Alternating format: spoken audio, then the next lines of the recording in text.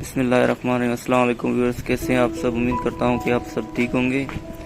آج کا جو ہمارا ایسے ہے وہ ہے پاکستان میں مہنگائی۔ تو چلیے ہم سٹارٹ کرتے ہیں اپنا ایسے۔ سب سے پہلے جو ہے ہم اس کا ایک انٹروڈکشن لکھیں گے، تعارف۔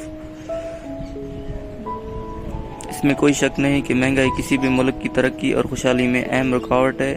پاکستان میں ادارہ شماریات کے مطابق شہری مراکز میں مہنگائی کی شرح 16.6% جبکہ دیہات میں 17% ہے۔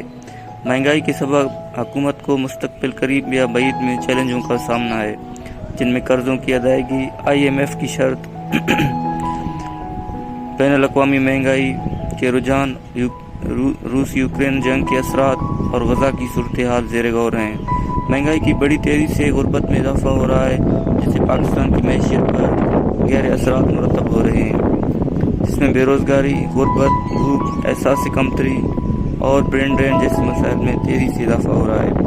مہنگائی کے سبب تیل، گیس اور بجلی کی قیمتوں میں اضافہ عام لوگوں کی زندگی کو مفلوج بنا دیتا ہے۔ حکومت پاکستان کو چاہیے مہنگائی کے خاتمے کے لیے برآمدات میں کمی اور درآمدات میں اضافہ کیا جائے۔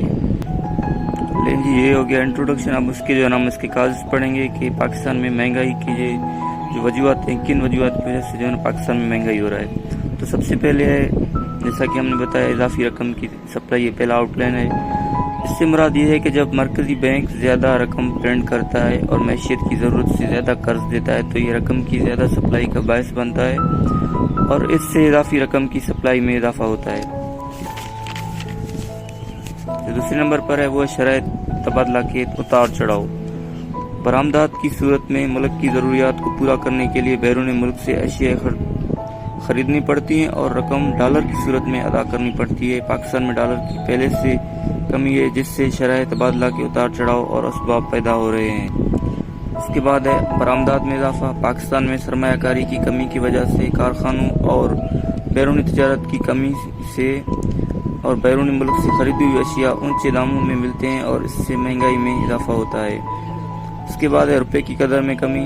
چونکہ تجارت ڈالر کی مدد سے کی جاتی ہے اور جب روپے کی قدر ڈالر کے مقابلے میں کم ہو جاتی ہے تو مہنگائی میں اضافہ ہوتا ہے، اور چونکہ ڈالر کی کمی کی وجہ سے کرنٹ اکاؤنٹ ڈیفیسٹ میں سے ادا کیے جاتے ہیں اور بیلنس آف پیمنٹ میں کمی آ جاتی ہے اور روپے کی قدر سے بھی مہنگائی میں اضافہ ہوتا ہے۔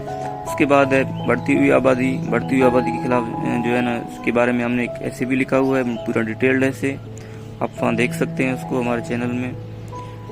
بڑھتی ہوئی آبادی پاکستان کی ترقی میں اہم رکاوٹ ہے اور مہنگائی کی اصل وجہ بھی بڑھتی ہوئی آبادی ہے، کیونکہ وسائل کی کمی کی وجہ سے لوگوں کو روزگار کے مواقع نہیں ملتے اور ملک میں غربت پیدا ہو جاتی ہے، جو مہنگائی کا سبب بنتی ہے۔ اس کے بعد ڈیمانڈ اینڈ سپلائی۔